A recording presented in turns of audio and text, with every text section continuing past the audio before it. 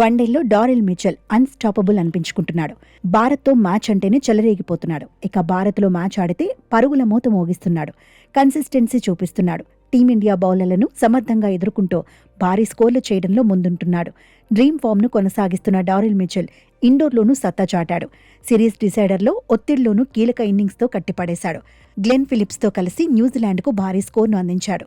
క్రీజులోకి వచ్చినప్పటి నుంచే Daryl Mitchell కూల్గా బ్యాటింగ్ చేశాడు. ఏమాత్రం టెన్షన్ పడలేదు. 56 బంతుల్లో హాఫ్ సెంచరీ సాధించాడు.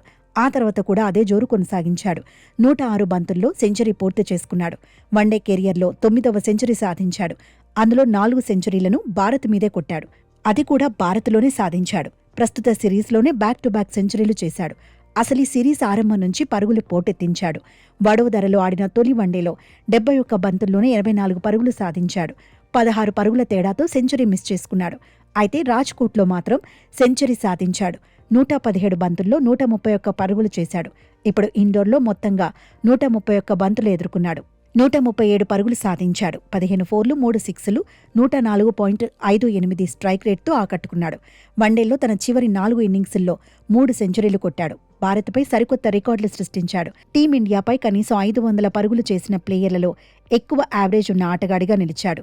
భారత్పై డారెల్ మిచెల్ యావరేజ్ 74.1. చివరి 7 మ్యాచ్ల్లో 6సారి 50+ స్కోర్ను డారెల్ మిచెల్ సాధించాడు. వరుసగా 4సారి ఈ మార్క్ అందుకున్నాడు. భారత్లో వరుసగా 5సారి 50కి పైగా స్కోర్లు సాధించాడు. ఈ ఘనత సాధించిన తొలి బ్యాటర్గా రికార్డుల్లోకి ఎక్కాడు. ప్రస్తుత సిరీస్లో బ్యాట్తో బీభత్సం చేసిన డారెల్ మిచెల్ గత వన్డే వరల్డ్ కప్లోనూ దంచుకొట్టాడు. వరల్డ్ కప్ లీగ్ దశలో టీమిండియాపై సెంచరీ బాదాడు. ధర్మశాలలో మెరుపులు మెరిపించాడు. 130 పరుగులు సాధించాడు.